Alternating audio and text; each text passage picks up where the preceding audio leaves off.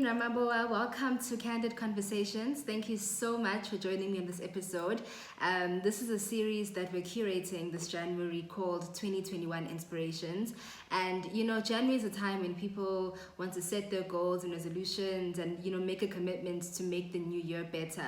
So I think to supplement that, it's always great to bring on people on the show who are inspirational, that people can hopefully learn from and be inspired by. So thank you so much today for taking your time out to join me. Really an honor to have been invited, and hopefully I will add some kind of value, Yeah. to, yes, to If your bio is anything to go by, I'm sure that already just shows how much value in just the workplace. So I'm going to read your bio quickly, and then we're going to start with the interview. So, Dr. Magdeline is the founding director of Triumphant Eagle International Pty Ltd, a business consulting firm. She is also working for one of the state-owned companies in South Africa called Armscor. She has held various leadership and management roles within both the public and private sector and possesses great insights into managing business corporations effectively and efficiently. She has spent more than 18 years in corporate business environments, both in the public and private sectors. Her area of interest within the business environments has always been about exploring ways in which corporations can be enabled to operate in a sustainable manner that considers the needs to preserve the natural environment and enhance societal well-being. What a bio! What a bio. And I think, when you come across people like yourself who've done such incredible things in whatever industry it is in, the one thing that I'm always very interested in knowing is what was the you to do all of these things that you've done. And we're obviously going to get to your new book that you have released. But, as you reflect on your journey growing up, what encouraged you or made you want to become a problem solver, specifically in the area of business, whether it's the public or private sector? And how do you think that, your upbringing and your young moments have painted or rather set the trajectory for your life today?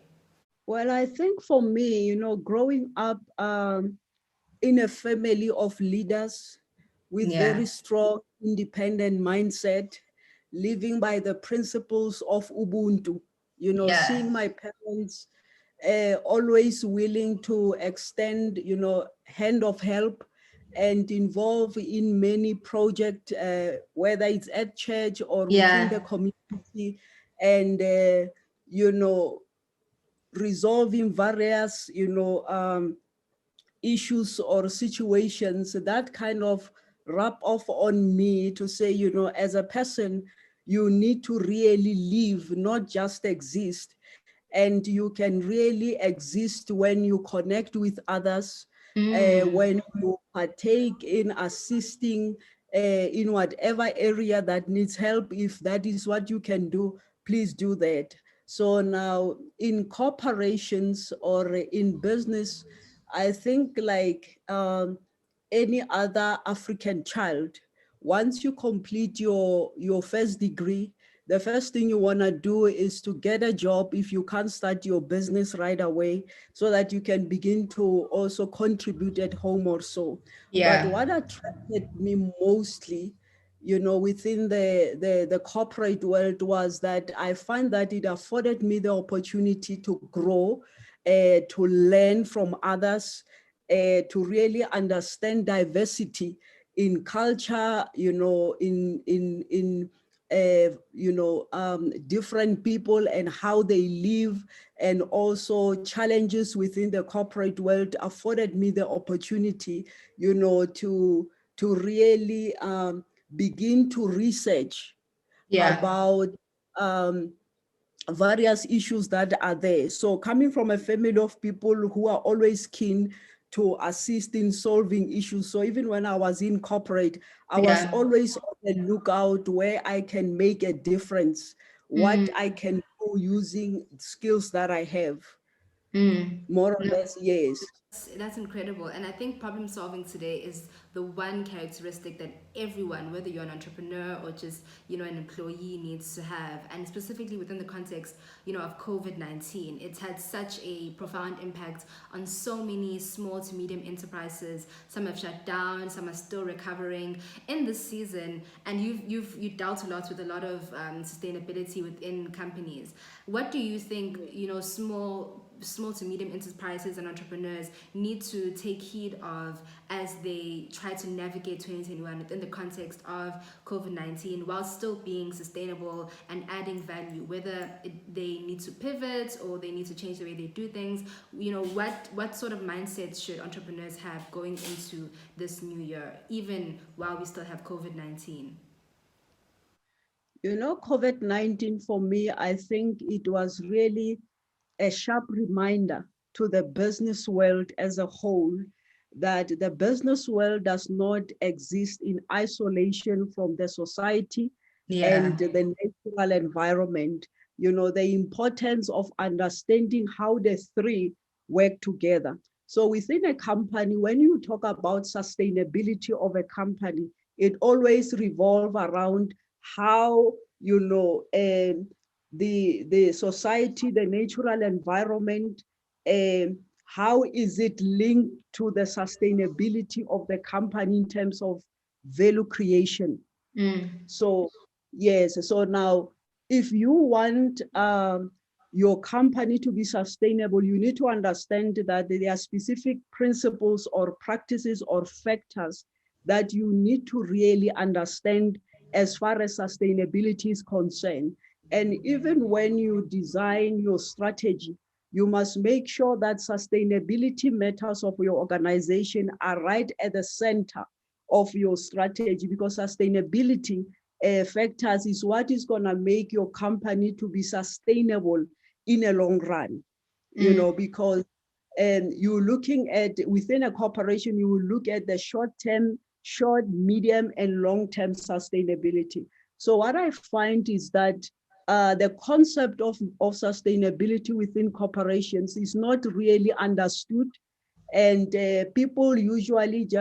companies usually engage, for example, in corporate social responsibilities just to comply, to be seen as if they are contributing, but without really having the understanding of the importance of that, and also how that is actually can help them to grow as a company and so forth. So now, as far as the small, medium enterprises, because they are still smaller as opposed to large corporations, it's very important that as they grow, they need to make sure, one, that their internal functioning or their internal business practices are sound and are deeply rooted in corporate governance principles. Because, when you talk corporate governance, this is like practices by which, if you don't, as a corporation, adhere to the practices, you are not really going to win. So when you look at the corporate governance, at the center of it, you will find Ubuntu. That's ethics. And then you will find risk management. And of course, that is supported by 4 pillars. We call them RAFT: reliability, accountability, fairness, and so forth, in how you conduct your affairs within business practices. But what is important is the ethical part right at the center of corporate governance. Because, when a company has a culture or has a pattern of appointing unethical people. Remember, an unethical person is not going to think about the civil society or any damage other they can stakeholders. Yes, they're not, because they are selfish and they are set in their ways.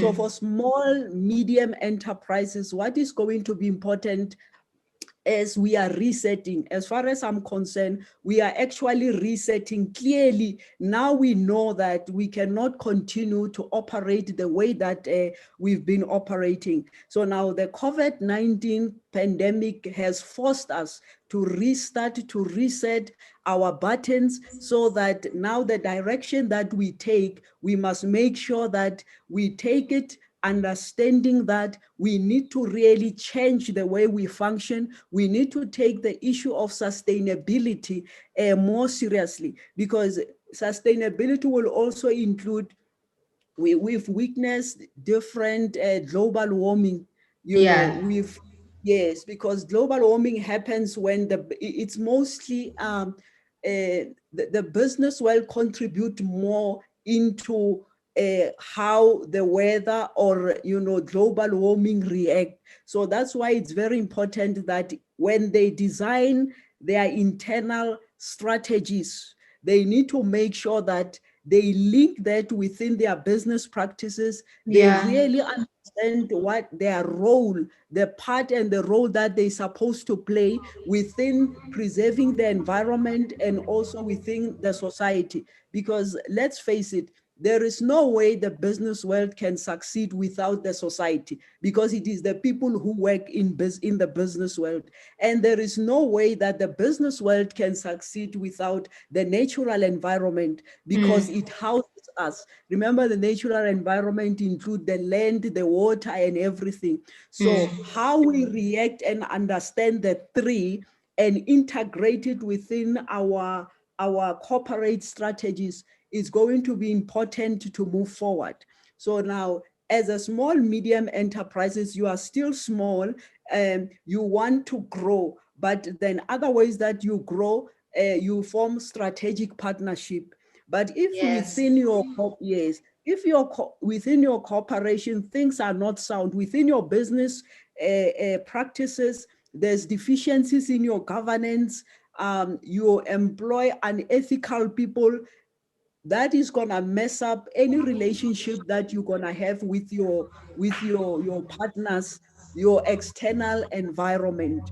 If they can look at that. And then the second thing is looking at their value creation process, understanding what are the main or key factors that contribute directly to the value creation. We know there's a product or service development process. If you are rendering service, you are like my company, consulting, there are certain inputs that goes into it. If you are a medium, small enterprise that is producing products, you will have inputs such as human capital, people. Obviously, when you appoint according to the business need, because because it's important not just to appoint to be seen to be contributing to reducing unemployment, because you are not going to be able to sustain that. You need to appoint the right kind of people who have the right kind of skill for the kind of the outcome that you want. That's why within your product or a product development process, human capital, one, very important. Then we have financial capital. Many corporations focus more on the financial matters and not really paying attention to other value drivers. And as we know now that companies can no longer be measured on a basis of financial performance to say this company is sustainable because it's making a huge bottom line or net profit. We have seen with Steinhoff, they continue to report very high a bottom line net profit, but in actual fact, within their business practices, there were a lot of issues, deficiencies in their governance. There was a lot of weak internal controls, auditors colluding with management to do things that are not right, creative accounting to make them look like they are financially sustainable than actually they were. That goes back, that goes also back to Enron. It collapsed mainly because of the lack of strong presence of governance. So corporate the small, governance. yes. So the small and medium enterprises, is very important that they learn from the mistake of the big corporations, because as they grow, at some stage, they will become large enterprises. They will be classified as that, as such. So if they did not learn from where they are to do things right, to understand exactly what it means for long-term sustainable value creation, there is no company that can say our sustainability can be on a long term without proper sustainability strategy and a clear understanding of what sustainability is. And they can never be sustainability that does not include their involvement and their role within the civil society setting and within the natural environment. And I think I want to, expand on what you said with my next question. You obviously have a lot of experience both in the public sector and the private sector. And I think maybe we should start off with the public sector. What are some of the inefficiencies that you have seen from your experience within that sector that inhibit certain processes from being followed the way they're supposed to? And what do you think government or participants in the public sector can do to mitigate those inefficiencies? And then the same with the private sector as well. For public sector, there's a say that says your strategy fails or succeed the day you make an appointment, because strategy is plans written on a paper, is a roadmap. Yeah. This is what you are to achieve. It's got timeline, but you are going to need a person who's going to implement such a strategy. So now this say that says your strategy will fail or succeed the day you make an appointment. It really will depend on the kind of the person you appoint. So the public sector organizations, state-owned companies, government department, the biggest mistake they've made was to appoint wrong people to hold key positions. And as a result, when now they try to turn them around, they are not able to do so, because a person who implements such, it needs to be an ethical, competent person, because strategy begins when you start if you're saying, I'm implementing a strategy, what it actually means is you are beginning to make decisions about the written plan, including who's supposed to be where and what are they supposed to be doing. So the nature, yes, so the nature of unethical or incompetent people, when they are appointed in positions, the first thing they want to do is to weaken internal control systems, to cause deficiencies in the governance structure of such an organization, so that it can be easy for them to loot the system and so forth. So all these most public sector organizations were paralyzed by the kind and the caliber of people they appointed. The second problem or inefficiency is caused by, when it comes the money factor.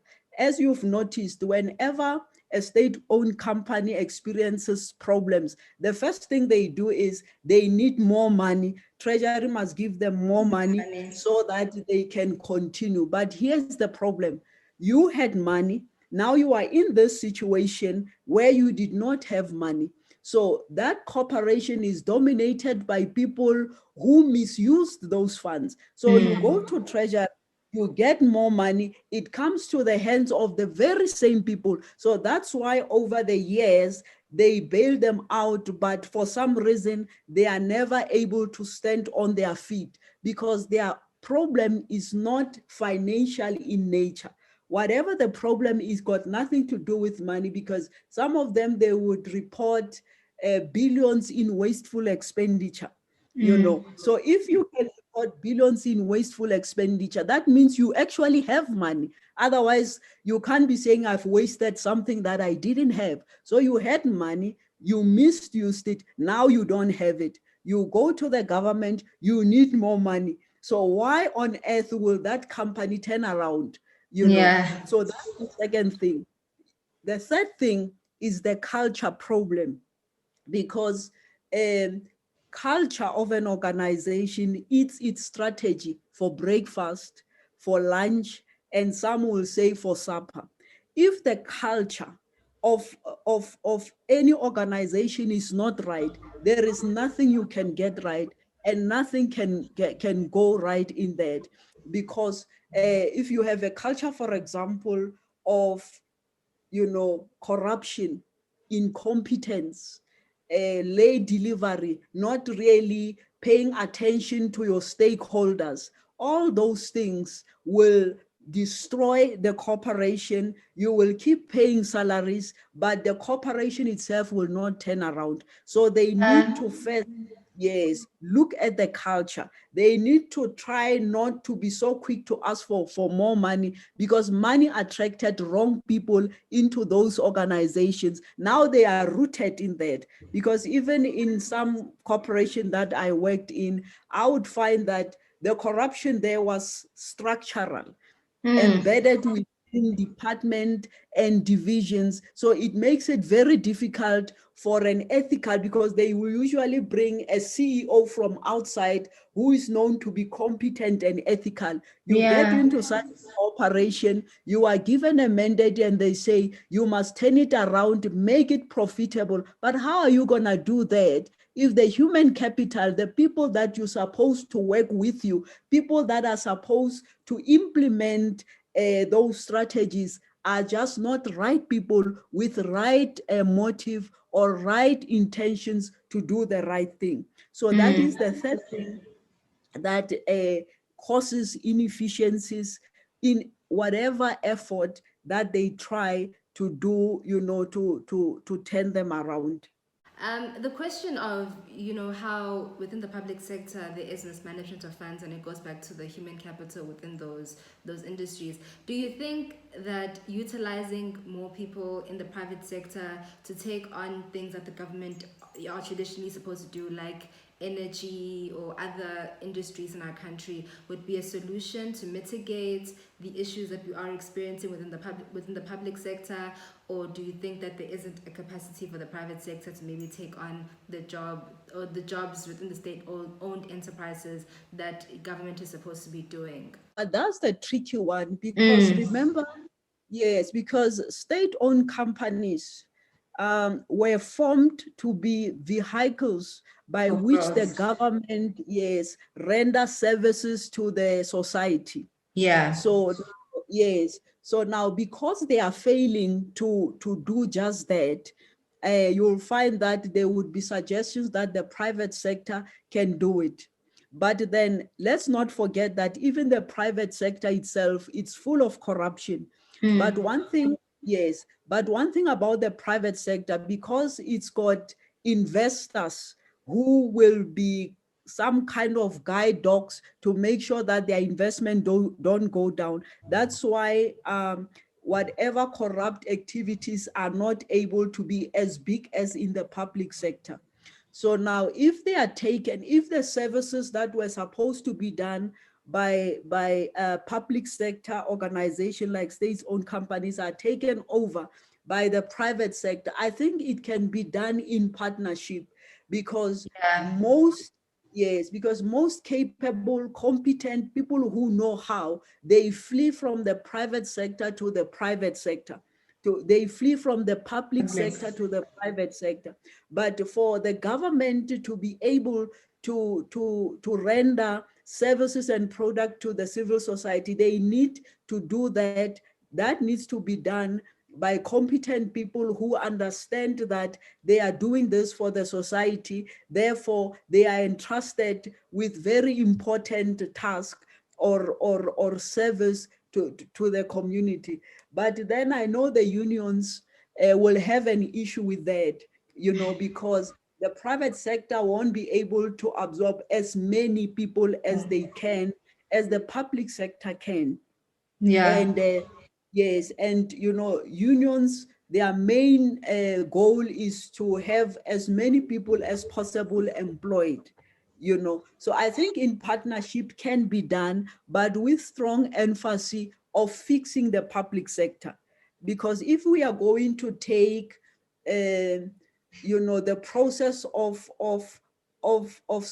creating services and product to the private sector, it might not be a very good thing for the purpose of the society in general. It's better if it's done by the government, because the government has more interest in the society as a whole, while the private sector, they look at specific few individuals. So their motive might be a problem, because if you look, for example, ESCOM, there's a lot of South Africans who can't afford to pay for electricity. So if they privatize that, it's going to be a problem, because they're going to be very strict. If you don't pay, you are not going to have. But the reality of South Africa is that majority of people are not working.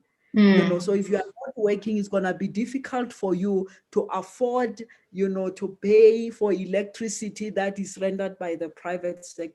It's a tricky one. I think it requires a partnership between the two, but government still being the main shareholder in that process. Definitely an interesting conversation. And I think you've done quite some amazing work in giving solutions to how systems can be made better and more sustainable. And this is the part where we get to your book, and I'm going to read a short bio of your book. So your book is titled Integrated Models for Sound Internal Functioning and Sustainable Value Creation, a solution for corporate environments post-COVID-19. The purpose of your book is to advocate, explain, and demonstrate the strategic use of international integrated reporting councils practices as agents of internal change and sustainable value creations within business environments.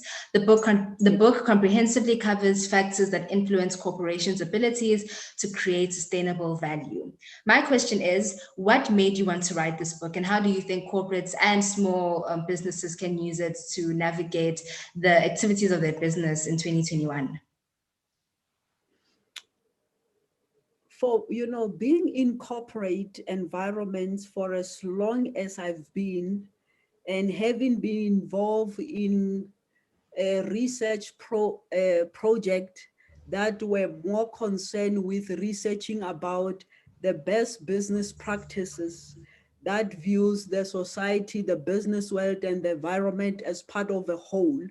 Remember that it's very important that whatever we do not compromise the ability of the future generation to meet their need, because if we don't function in a manner that preserve our planet, for example, we have seen that there's many reports that the damage we cause to the environment is way over, to the extent that the planet Earth can collapse at any time. So now it's very important that we function in business, even in our personal life, in a knowing that, what, we are not just, our drive is not only to create profit, but at the same time to preserve, the environment.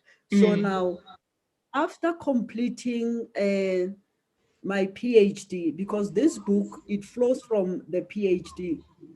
Before the PhD, I was involved in various projects around best business practices. So that's when I was, at the point when I was doing my master's, I came across or learned more about the IIRC business practices, the International Integrated Reporting Council's business practices. And what was the most important about them were that it is the kind of practice that they view the society, the environment, the natural, the society, the business world, and the natural environment as one, as part of a whole.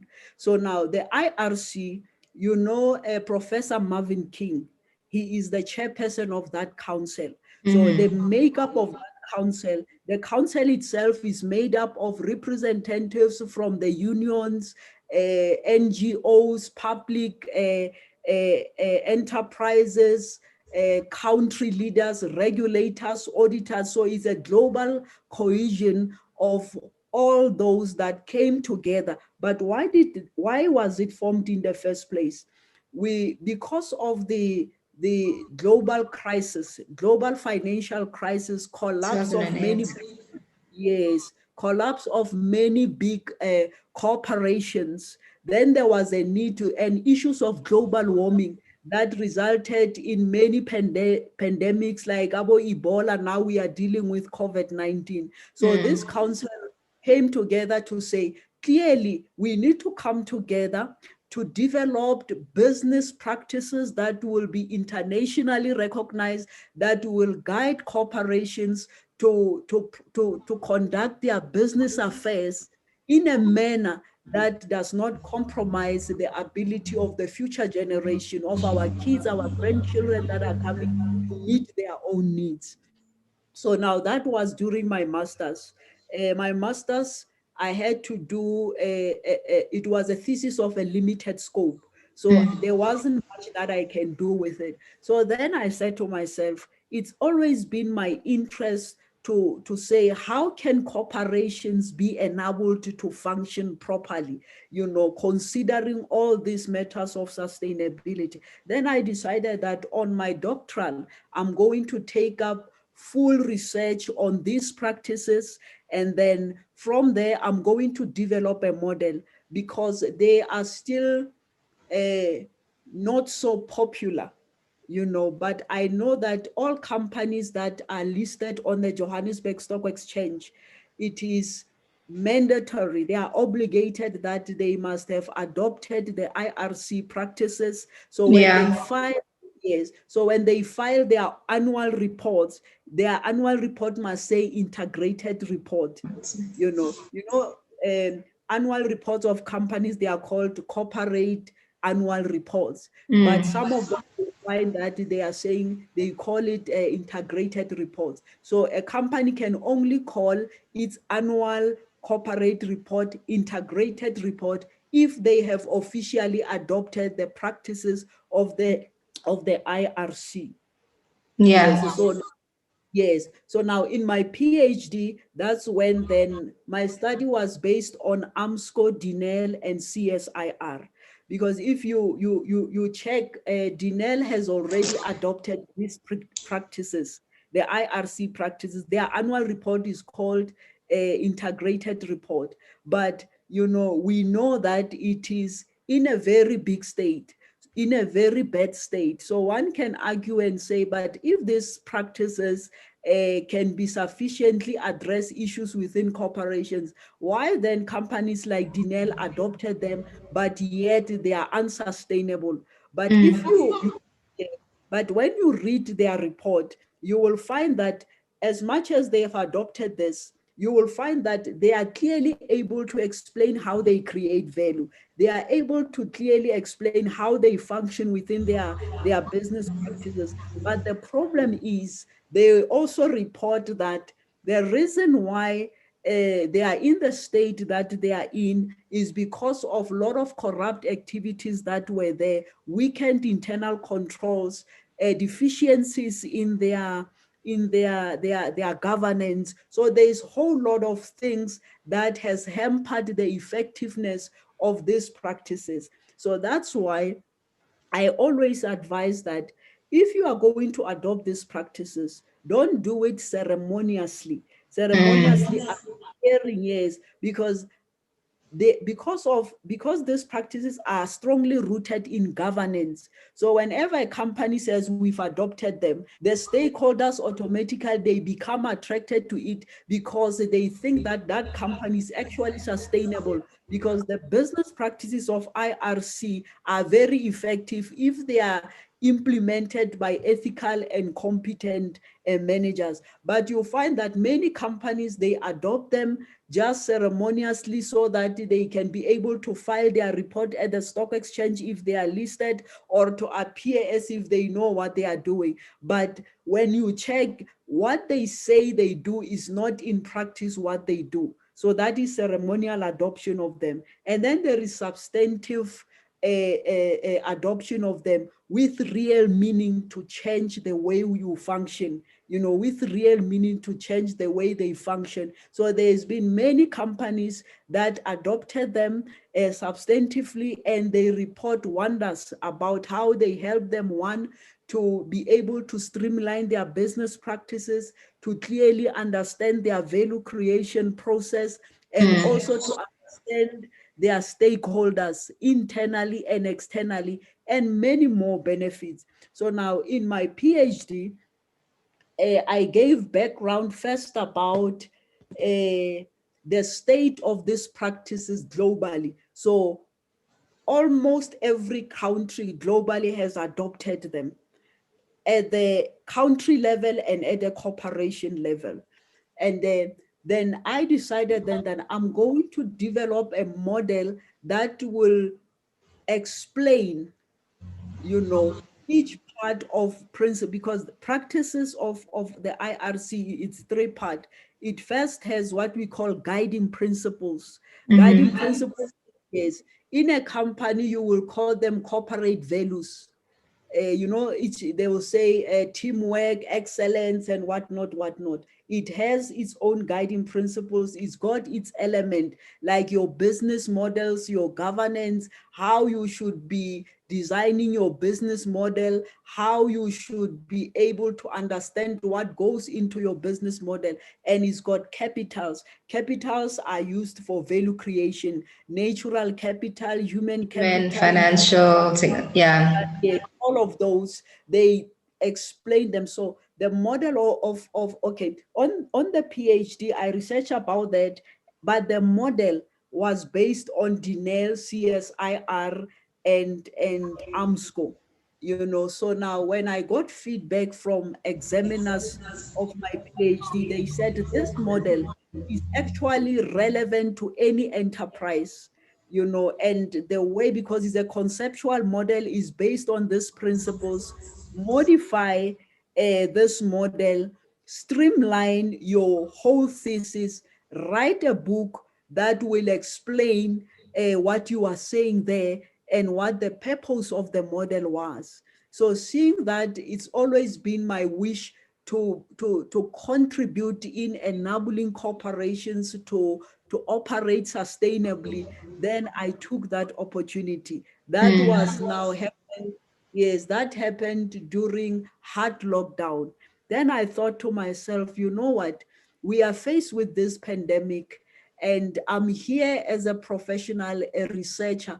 What exactly is it that I should be doing to contribute to how we are going to move forward? Then I said, I think it's time to write that book that I've always thought of. And then, of course, information was streamlined.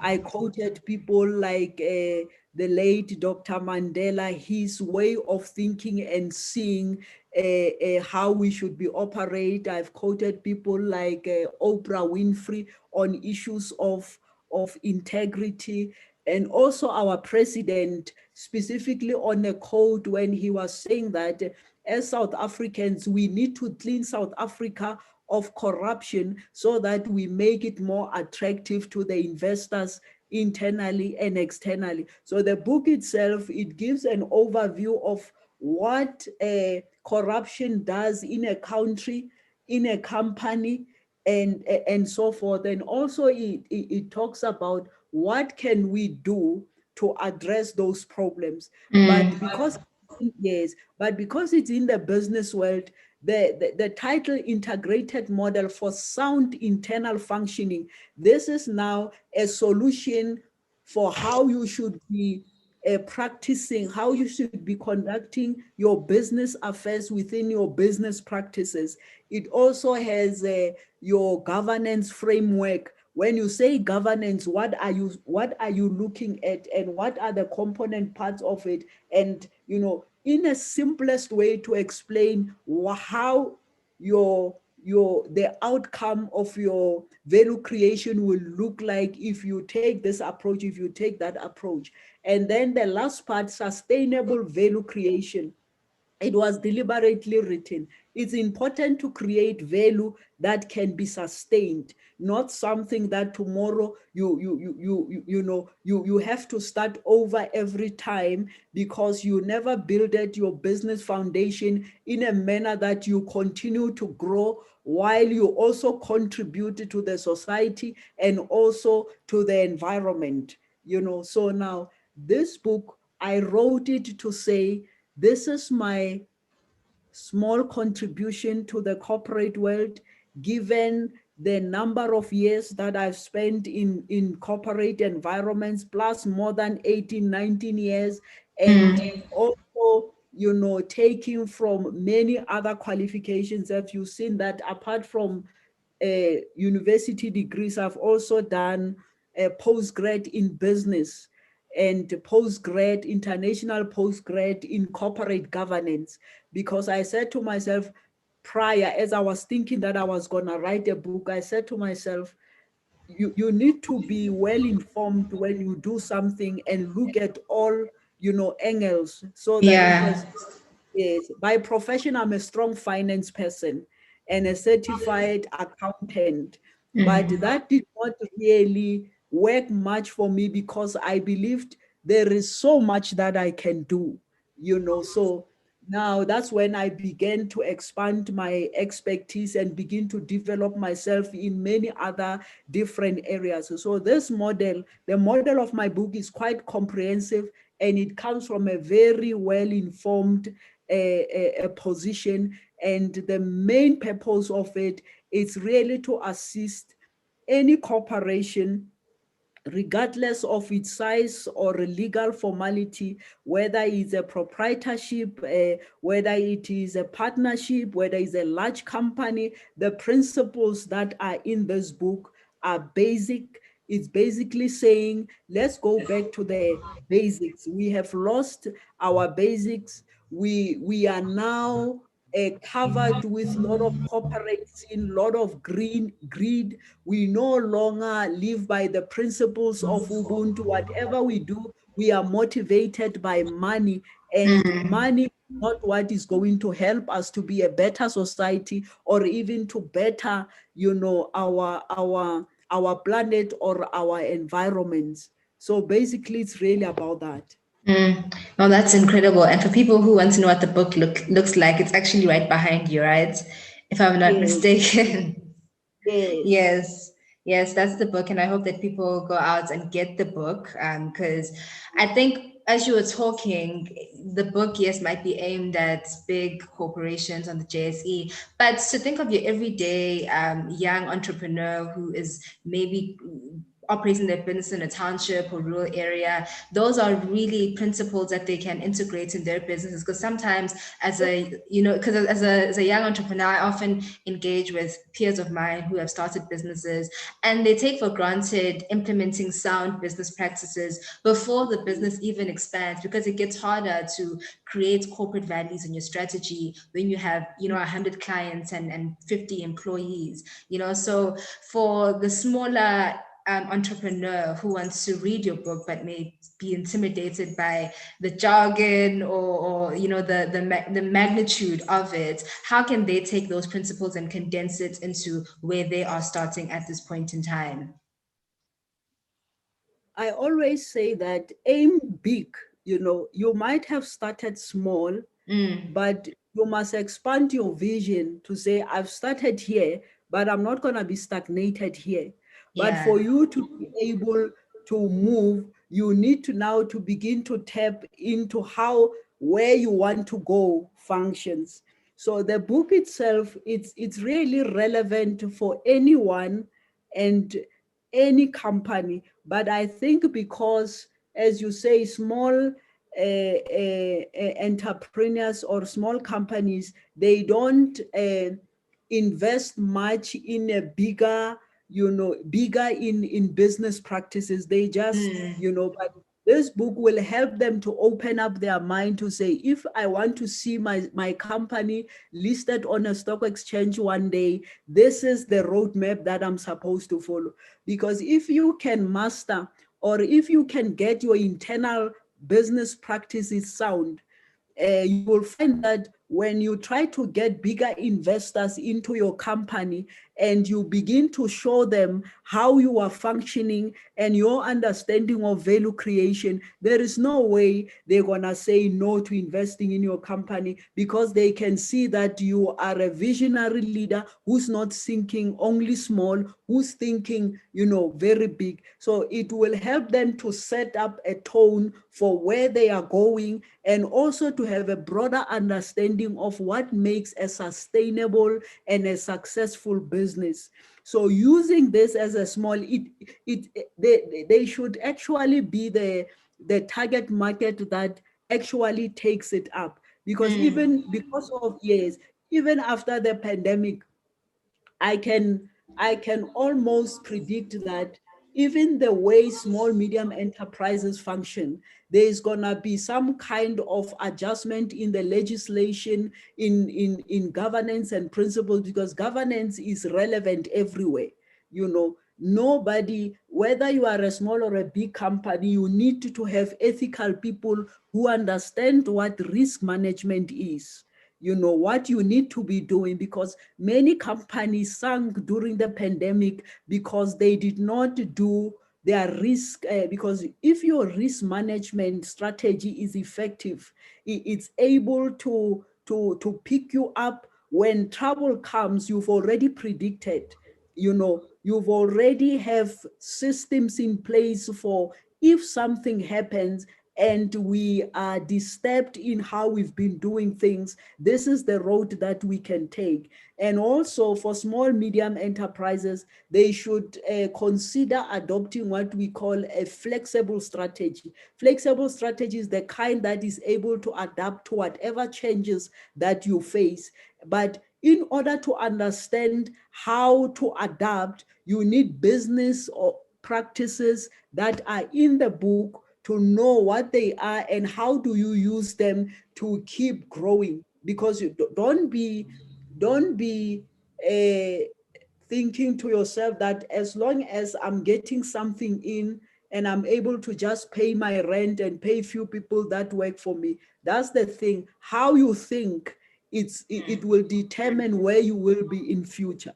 Yeah. You think small, you will remain small, because you can never be bigger than your thoughts. Your thought must always, because once you think big, even your actions, your attitude, and how you function is in line with saying, I'm not stagnated here, I'm on my way somewhere.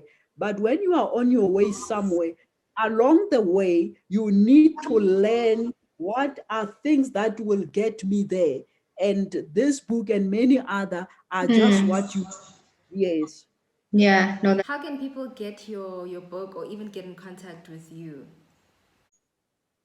Okay, I have a website, www.drmagdalener.co.za, or you just Google my name, you will find there's gonna be a drop list of all the bookstores that are selling my book, and my website will also pop up there, and many other things, whatever it is that you want to know.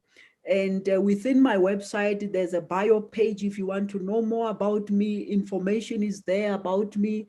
And there's also a sneak preview of this book. If you want to just know in short what is about, you can log into my website about the book. You click there and you say sneak preview, you will find the sneak preview there.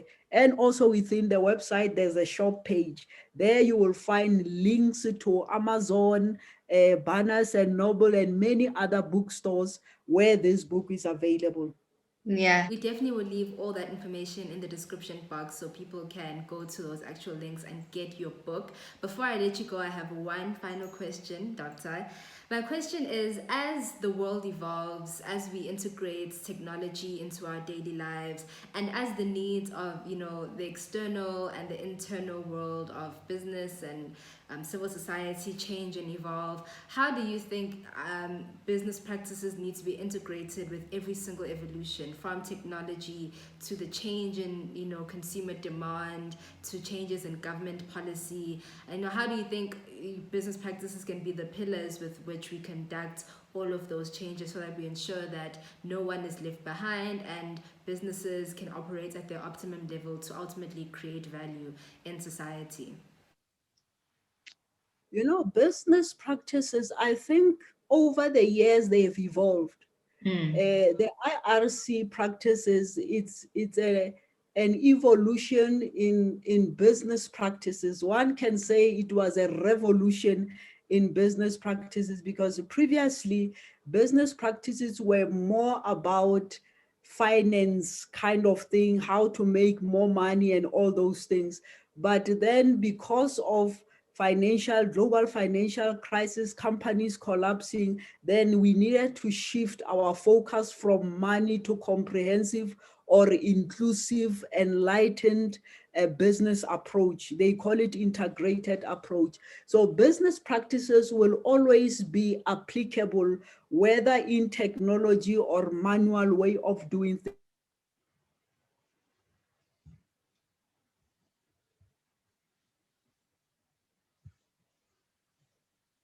Example, corporate governance, whether in technology or not, there will all principles by which that process is governed or it's supposed to, to conduct.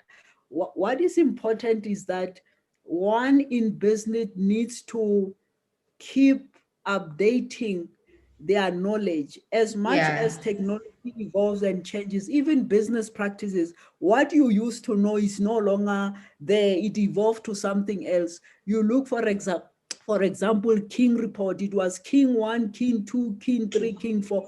All those kings, there was basic, but because the business world is constantly and rapidly changing, even how things are done changes. So the business practice needs to be adjusted to suit the changes in the business world. So business practices are very fundamental. It is very important to understand them, because even the people who are interested in your company, they will want to test your understanding of your business practices and whether they are sound or not, because this is what guides you. It's kind of a roadmap that is used by everybody, because we all have, each company is different because you do different things, but business practices remain the same. It's like it's like an asset.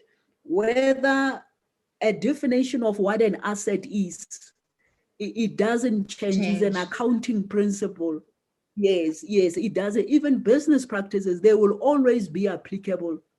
Artificial intelligence or not, there will always be a way in which everyone in business will be expected to function, so that we have some kind of commonality in this process. Yeah, no, definitely agreed. Thank you so much, Dr. Magdalene, for joining me today. It's been an interesting conversation. I've learned a lot, and I hope that people who watch this, whether they're entrepreneurs or just members of civil society, watch it and they take something and implement it in their own lives. And once again, for every single entrepreneur watching this video, definitely go out and get Dr. Magdalene's book. I am sure it is going to be very impactful. Once again, thank you so much, and I hope to engage with you again on the show. Sure, definitely. Yeah, thank you so much.